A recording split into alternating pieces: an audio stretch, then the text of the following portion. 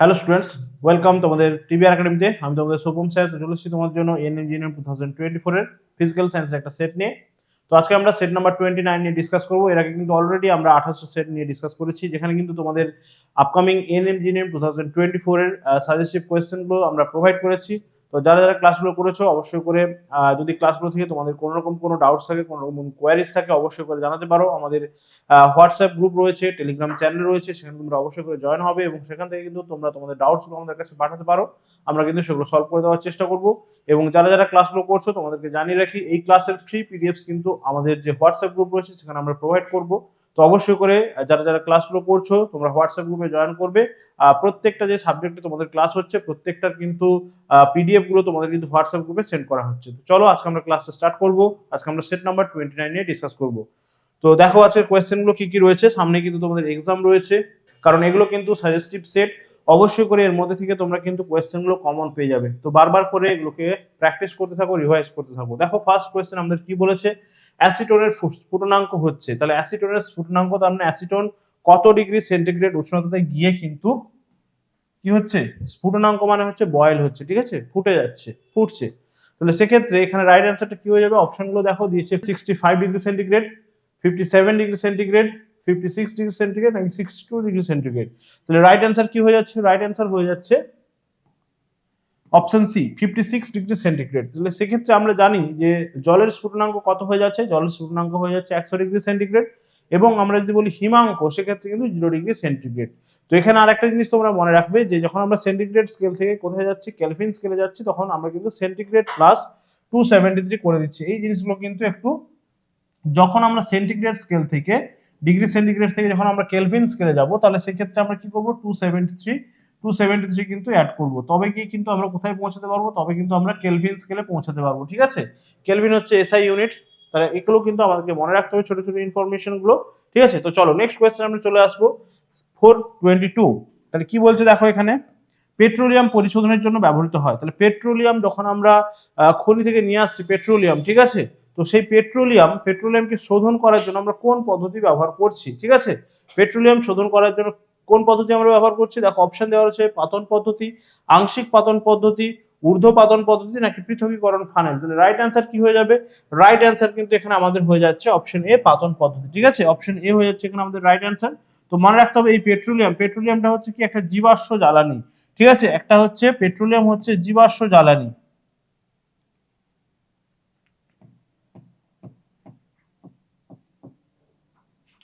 Petroleum হচ্ছে একটা জীবাশ্ম জ্বালানি। তাহলে মনে রাখতে হবে জীবাশ্ম জ্বালানিগুলো কি, জীবাশ্ম জ্বালানিগুলো কিন্তু রিনিউ করা যাচ্ছে না। ঠিক আছে, রিনিউয়েবল নয়। তার মানে হচ্ছে কি, এগুলো কিন্তু আমরা দেখবো যে প্রচলিত শক্তির উৎস এবং এগুলো কিন্তু অনবীকরণযোগ্য। ঠিক আছে, এগুলো কিন্তু অনবীকরণযোগ্য, এগুলো কিন্তু নবীকরণ করা যাচ্ছে না।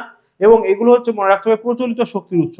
অন্যদিকে আমরা অপ্রচলিত শক্তির উৎস হিসেবে কি কি গুলোকে ধরতে পারি, যেমন সৌরশক্তি, জলশক্তি বা বায়ু শক্তি, এগুলো হচ্ছে অপ্রচলিত শক্তির উৎস। ঠিক আছে, এবং এগুলো হচ্ছে নবীকরণযোগ্য। তার মানে সৌরশক্তি, জলশক্তি, বায়ুশক্তি এগুলো কিন্তু নবীকরণযোগ্য।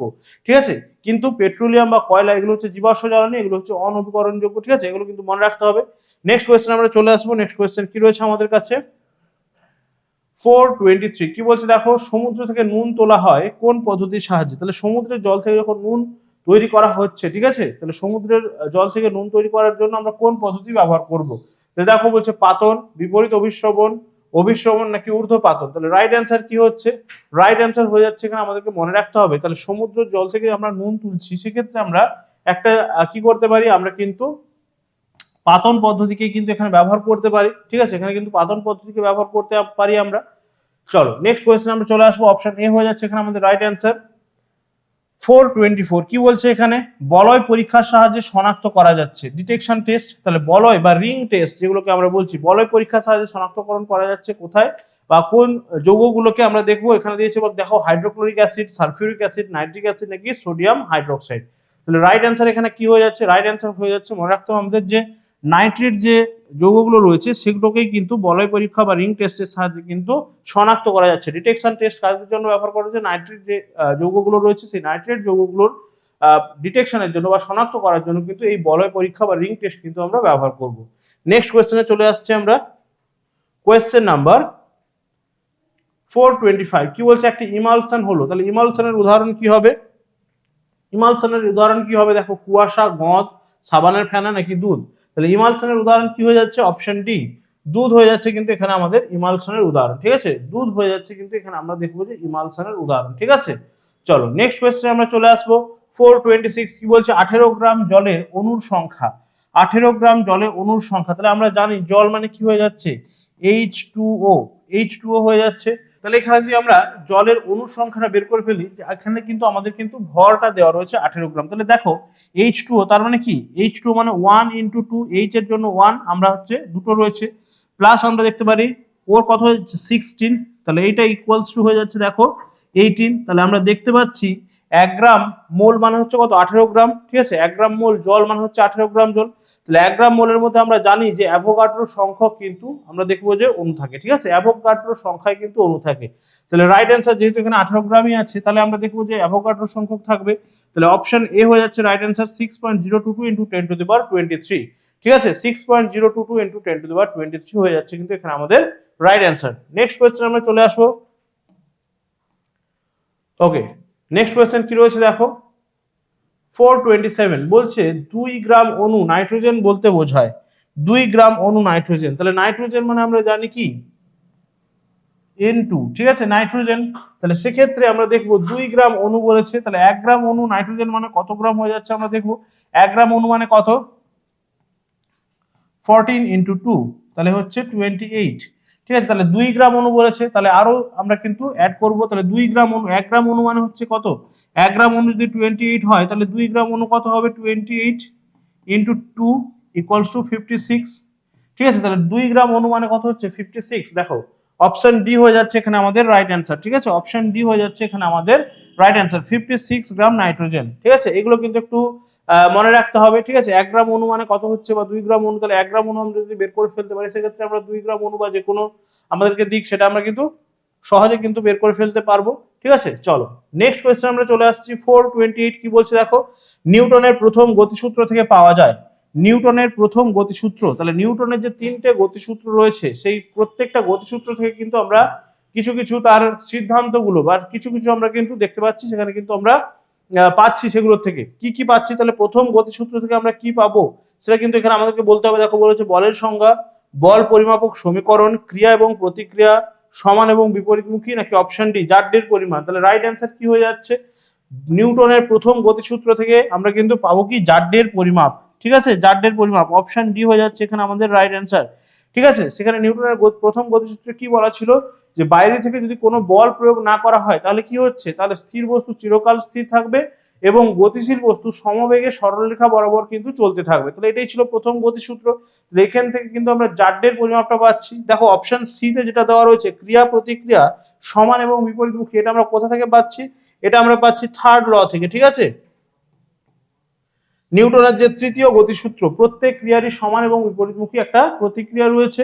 ঠিক আছে, আচ্ছা এবারে দেখো এই যে বলের সংজ্ঞা, এটা আমরা কোথা থেকে পাবো, এটা পাবো সেকেন্ড ল থেকে। ঠিক আছে, সেকেন্ড ল থেকে কিন্তু আমরা পাবো, সেকেন্ড ল থেকে আমরা পাবো বলের সংজ্ঞা। ঠিক আছে, তাহলে মনে রাখতে হবে কোন গতিসূত্র থেকে আমরা কি পাচ্ছি, তার সিদ্ধান্তগুলো কি কি পাচ্ছি সেটা কিন্তু আমাদেরকে ভালোভাবে মনে রাখতে হবে। চলো নেক্সট কোয়েশ্চেন আমরা চলে আসবো। 429 আমাদেরকে কি বলছে, আচ্ছা 429 কি বলছে আমাদেরকে, বলছে দেখো 2 কেজি ভরের উপর ক্রিয়া করে 1 মিটার/সেকেন্ড ত্বরণ উৎপন্ন করতে পারে যে বল, তার মান হলো। তাহলে এখানে আমাদেরকে বলটা বের করতে হবে, বলের মান বের করতে বলেছে। তাহলে বল মানে আমরা কি জানি, বল মানে আমরা জানি F = কি হবে, M × A। ঠিক আছে, M × A, তাহলে বল সমান হচ্ছে কি, ভর ইন্টু ত্বরণ। ঠিক আছে, এটাই আমরা জানি। তাহলে দেখো এখানে আমাদেরকে বলেই দিয়েছে 2 কেজি ভর দিয়ে দিয়েছে এবং ত্বরণ 1 মিটার/সেকেন্ড² দিয়ে দিয়েছে। তাহলে এখানে আমরা দেখবো যে ইউনিট গুলো সেম রয়েছে, এসআই ইউনিটে দেওয়া রয়েছে, তাহলে ইউনিটেরও আমাদের কোনো রকম কোনো চেঞ্জ করতে হচ্ছে না। তাহলে শুধুমাত্র আমরা কি করব, 2 × 1। ঠিক আছে, তার মানে 2 কেজি মিটার/সেকেন্ড²। তাহলে কেজি মিটার/সেকেন্ড², এটা হচ্ছে আমাদের ইউনিট হলো। তাহলে এই কেজি মিটার/সেকেন্ড² কে আমরা কি লিখতে পারি, কেজি মিটার/সেকেন্ড² কে আমরা লিখতে পারি নিউটন। ঠিক আছে, কেজি মিটার/সেকেন্ড² কে আমরা লিখতে পারি নিউটন। তাহলে রাইট অ্যান্সার কি হয়ে গেল দেখো, 2 নিউটন। ঠিক আছে, রাইট অ্যান্সার হয়ে যাচ্ছে 2 নিউটন, অপশন সি হয়ে গেল রাইট অ্যান্সার। আশা করি এটা বোঝা গেল। এখানে কিন্তু কিছুই আমাদেরকে চেঞ্জ করতে হলো না, আমাদেরকে শুধু মনে রাখতে হবে বল সমান হচ্ছে ভর ইন্টু ত্বরণ। তাহলে এখানে আমাদেরকে ভর দিয়ে দিয়েছে 2 কেজি, 2 কেজি আমাদের কিন্তু বলে দিয়েছে, ঠিক আছে। ভর আর ত্বরণ দিয়ে দিয়েছে আমাদের 1 মিটার পার সেকেন্ড স্কোয়ার। সেক্ষেত্রে ভর ইন্টু ত্বরণ আমাদের জাস্ট গুণ করে ফেললেই হবে, ঠিক আছে। জাস্ট কিন্তু আমরা গুণ করে ফেললাম 2 ইন্টু 1, তাহলে সেক্ষেত্রে আমাদের হয়ে গেল 2 kg metre per second square. তাহলে kg metre per second square মানে হচ্ছে নিউটন। তাহলে আমাদের বলের মান হয়ে যাচ্ছে কত? 2 নিউটন, ঠিক আছে। চলো নেক্সট কোয়েশ্চেন আমরা এগিয়ে যাব 430, ঠিক আছে। বলছে পর্যায়বৃত্ত ধর্ম নয় কোনটি, ঠিক আছে। পর্যায়বৃত্ত ধর্ম নয় কোনটি, অপশনগুলো কি কি রয়েছে দেখো। অপশন বলছে যোজ্যতা, দ্রাব্যতা, পরমাণুর ব্যাসার্ধ নাকি তড়িৎ ঋণাত্মকতা। তাহলে পর্যায়বৃত্ত ধর্ম মানে কি? পর্যায়বৃত্ত ধর্ম মানে পর্যায় সারণী, আমরা যে জানি পিরিয়ডিক টেবিল, তার কিন্তু কি রয়েছে? পর্যায় এবং শ্রেণী রয়েছে। তাহলে সেই পর্যায় এবং শ্রেণী বরাবর যেই ধর্মগুলো কি হচ্ছে, আমরা দেখছি যে পর্যায় বরাবর বাড়ছে বা শ্রেণী বরাবর কমছে, এই ধরনের যে আমরা ধর্মগুলো দেখতে পাচ্ছি সেইটা হচ্ছে কোনটা নয়। তাহলে যোজ্যতা আমরা দেখবো যে পর্যায়বৃত্ত ধর্ম, তাহলে পর্যায় সারণীর পর্যায় এবং শ্রেণী বরাবর দেখতে পাচ্ছি যোজ্যতার মান কিন্তু পরিবর্তন হচ্ছে, বা পরমাণুর ব্যাসার্ধ কিন্তু সেই সেম, সেটাও কিন্তু পরিবর্তন হচ্ছে পর্যায় সারণীর পর্যায় এবং শ্রেণী বরাবর। তড়িৎ ঋণাত্মকতাও কিন্তু সেই সেম, কিন্তু সেটা কি হচ্ছে পর্যায় এবং শ্রেণী বরাবর হচ্ছে, আমরা দেখছি পরিবর্তন হচ্ছে, কিন্তু দ্রাব্যতাটা কিন্তু এখানে আসছে না, ঠিক আছে। দ্রাব্যতাটা কিন্তু পর্যায়বৃত্ত ধর্মের মধ্যে আসছে না। অপশন বি হয়ে যাচ্ছে এখানে আমাদের রাইট অ্যান্সার। পর্যায়বৃত্ত ধর্ম নয় হচ্ছে কোনটা? দ্রাব্যতা, ঠিক আছে। তাহলে দ্রাব্যতা হচ্ছে একটা কি দেখবো আমরা, একটা কোন একটা দ্রাব্য পদার্থ, সেটা হচ্ছে কোন একটা দ্রাবকের মধ্যে যতটা পরিমাণ মিশতে পারছে, ঠিক আছে, সেটাকে আমরা বলছি তার দ্রাব্যতা, ঠিক আছে। চলো নেক্সট কোয়েশ্চেন আমরা চলে আসছি। নেক্সট কোয়েশ্চেন কি রয়েছে আমাদের 431, কি বলছে? তীব্র তড়িৎ ঋণাত্মক মৌল হলো, তীব্র তড়িৎ ঋণাত্মক মৌল হলো, অপশন দিয়েছে দেখো ক্লোরিন, আয়োডিন, ফ্লোরিন এবং সিজিয়াম। রাইট অ্যান্সার কি হয়ে যাচ্ছে? রাইট অ্যান্সার হয়ে যাচ্ছে কিন্তু এখানে আমরা দেখবো যে ফ্লোরিন, ঠিক আছে, ফ্লোরিন। অপশন সি হয়ে যাচ্ছে এখানে আমাদের রাইট অ্যান্সার। এরকম একটা কোয়েশ্চেন রয়েছে তোমাদের কিন্তু এখানে বেশিরভাগ ক্লোরিন এবং ফ্লোরিনের মধ্যেই কনফিউশনটা হয়। তোমাদের কিন্তু এটা কোয়েশ্চেনও তোমরা করেছো হয়তো, যে ক্লোরিনের আকার বড় হওয়া সত্ত্বেও, ঠিক আছে, ক্লোরিনের থেকে আকার ছোট, কিন্তু ফ্লোরিন কেন তড়িৎ ঋণাত্মক, ঠিক আছে, ফ্লোরিন কেন ক্লোরিনের থেকে তড়িৎ ঋণাত্মক। তাহলে সেক্ষেত্রে মনে রাখতে হবে ক্লোরিনের আকার বড় হলেও এখানে কিন্তু ফ্লোরিনটা হচ্ছে বেশি তড়িৎ ঋণাত্মক, ঠিক আছে। অপশনগুলো যেগুলো দেওয়া রয়েছে তার মধ্যে ফ্লোরিন হচ্ছে সবচেয়ে বেশি তড়িৎ ঋণাত্মক, ঠিক আছে। চলো নেক্সট কোয়েশ্চেন কি রয়েছে দেখো 432, বলছে পর্যায় সূত্রের প্রতিষ্ঠাতা হলেন। পর্যায় সূত্রের প্রতিষ্ঠাতা কে? অপশনগুলো দেখে নেবো আমরা। ডোবের আইনার, ঠিক আছে, লোথার মেয়ার, মেন্ডেলিভ, ডাল্টন। তাহলে রাইট অ্যান্সার কি হবে? রাইট অ্যান্সার হয়ে যাচ্ছে মেন্ডেলিভ, ঠিক আছে। মেন্ডেলিভ হচ্ছেন পর্যায় সূত্রের প্রতিষ্ঠাতা। ডাল্টনকে আমরা জানি পরমাণুবাদের জনক বলা হচ্ছে ডাল্টন, ঠিক আছে। চল তাহলে পর্যায় সূত্রের প্রতিষ্ঠাতা অপশন সি হয়ে গেল এখানে আমাদের রাইট অ্যান্সার। 433, কি বলছে আমাদের 433 তে? সুগন্ধি দ্রব্য প্রস্তুত করতে ব্যবহৃত হয়, ঠিক আছে। সুগন্ধি দ্রব্য মানে হচ্ছে আমরা দেখবো যে পারফিউম বা হচ্ছে বডি স্প্রে, এই সমস্ত যে আমাদের সুগন্ধি দ্রব্য রয়েছে, ঠিক আছে, এইগুলোতে ব্যবহার করা হয় কি? Ethyl alcohol, acetic acid, formic acid নাকি মিথাইল অ্যালকোহল। তাহলে রাইট অ্যান্সার কি হবে? রাইট অ্যান্সার হচ্ছে কিন্তু আমাদের ইথাইল অ্যালকোহল। তোমরা হয়তো খেয়াল করলে দেখবে, তোমরা যে পারফিউম বা বডি স্প্রে ইউজ করো তার যে বটল থাকে তার উপরে কিন্তু লেখা থাকে ইনফ্লেমেবল, তার মানে কিন্তু একটা দাহ্য, ঠিক আছে, সহজেই কিন্তু এর মধ্যে আগুন ধরে যেতে পারে। তাহলে মনে রাখতে হবে সেখানে কিন্তু থাকছে ইথাইল অ্যালকোহল, সেই জন্য কিন্তু এটা দাহ্য পদার্থ বা ইনফ্লেমেবল, ঠিক আছে। চলো নেক্সট কোয়েশ্চেন আমরা চলে আসবো। নেক্সট কোয়েশ্চেন কি রয়েছে? কার্বাইড বাতিতে আলোক সৃষ্টির জন্য ব্যবহার করা হয়। কার্বাইড বাতিতে আলোক সৃষ্টির জন্য ব্যবহার করা হয়, অপশন দিয়েছে দেখো মিথেন, ইথেন, ইথিলিন নাকি অ্যাসিটিলিন। তাহলে রাইট অ্যান্সার কি হবে? কার্বাইড বাতিতে আলোক সৃষ্টির জন্য ব্যবহার করা হচ্ছে অ্যাসিটিলিন, ঠিক আছে। অপশন ডি হয়ে যাচ্ছে কিন্তু এখানে আমাদের রাইট অ্যান্সার। অপশন ডি হয়ে যাচ্ছে রাইট অ্যান্সার। আমাদের আজকে লাস্ট কোয়েশ্চেন, আজকে সেটে লাস্ট বাট নট লিস্ট, কি রয়েছে দেখো 435, বলছে বিষাক্ত মাস্টার্ড গ্যাস প্রস্তুতিতে ব্যবহার করা হচ্ছে। বিষাক্ত মাস্টার্ড গ্যাস, তাহলে মনে রাখতে হবে মাস্টার্ড গ্যাস প্রস্তুতিতে কি ব্যবহার করা হয়। এখানে বলছে দেখো মিথেন, ইথিলিন, অ্যাসিটিলিন নাকি টেফলন। তাহলে রাইট অ্যান্সার হয়ে যাচ্ছে এখানে আমাদের অপশন বি, ইথিলিন হয়ে যাচ্ছে রাইট অ্যান্সার। তাহলে মাস্টার্ড গ্যাস প্রস্তুতিতে ব্যবহার করা হচ্ছে ইথিলিন। মনে রাখতে হবে মিথেনের নাম হচ্ছে কি? মার্স গ্যাস, ঠিক আছে, এটার সঙ্গে কিন্তু কেউ গুলিয়ে ফেলবে না। মিথেন হচ্ছে মার্স গ্যাস, মিথেন হচ্ছে মার্স গ্যাস, আর এখানে আমাদেরকে বলা হচ্ছে মাস্টার্ড গ্যাস। দুটো কিন্তু আলাদা, দুটোকে কিন্তু কেউ গুলিয়ে ফেলবে না, ঠিক আছে। মিথেন হচ্ছে মার্স গ্যাস, মিথেনের আমরা সংকেতটা মনে রাখার চেষ্টা করব CH4, ঠিক আছে। চলো, বা আমরা বলবো যে আলে আর আলো, ঠিক আছে। মিথেন থেকে বিভিন্ন ধরনের কিন্তু কোয়েশ্চেন আসে, তো সেই জন্য মিথেনের নামটা ভালো করে মনে রাখতে হবে, তার সংকেতটা কিন্তু ভালো করে মনে রাখতে হবে, ঠিক আছে। আলে আর আলো বললেও কিন্তু মিথেন গ্যাস হবে, বা আমরা বলবো যে বায়োগ্যাস যেখানে, ঠিক আছে, বায়োগ্যাসের যে কম্পোনেন্ট সেখানেও কিন্তু মিথেন গ্যাস থাকছে, তাহলে মনে রাখতে হবে মিথেনটা খুবই ইম্পর্টেন্ট, ঠিক আছে। চলো, এটাই ছিল আজকে আমাদের সেটের লাস্ট কোয়েশ্চেন। তো এখানে আমাদের রাইট অ্যান্সারটা হয়ে যাচ্ছে ইথিলিন। চলো, এখানে আমাদের সেটটা আজকে কমপ্লিট হচ্ছে। তো প্রত্যেকটা সেটের মধ্যে তোমরা কিন্তু এখানে অ্যান্সার কিটা পেয়ে যাচ্ছ, প্রত্যেকটা কোয়েশ্চেনের কিন্তু এখানে তোমাদের অ্যান্সার দেওয়া রয়েছে। তো যারা যারা ক্লাসগুলো করছো অবশ্যই করে কিন্তু ভালো করে এগুলো বারবার তোমরা রিভাইজ করতে থাকো, বারবার করে প্র্যাকটিস করতে থাকো।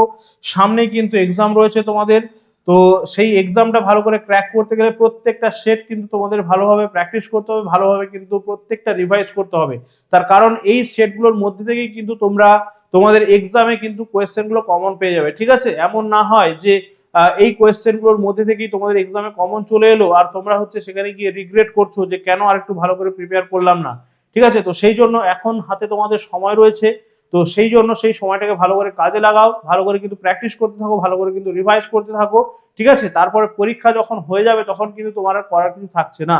তো যেই সময়টা তোমার হাতে থাকছে বা যেটা তোমার ভালো করে কিন্তু প্রিপেয়ার করার সময়, সেই সময়টা কিন্তু তোমাদেরকে কাজে লাগাতে হবে। চলো, আজকে এই পর্যন্তই। আর অবশ্যই করে যারা যারা ক্লাসগুলো করছো, ক্লাসগুলো ভালো লাগলে তোমরা কিন্তু সবাই লাইক শেয়ার করবে বন্ধুদের সঙ্গে।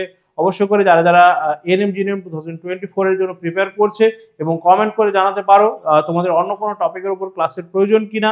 তো সেক্ষেত্রে আমরা কিন্তু সেই ধরনের ক্লাসগুলো প্রোভাইড করার চেষ্টা করব, এবং তার সঙ্গে সঙ্গে এই ক্লাসের ফ্রি পিডিএফস পাওয়ার জন্য আমাদের যে হোয়াটসঅ্যাপ গ্রুপ রয়েছে সেখানে তোমরা জয়েন করবে।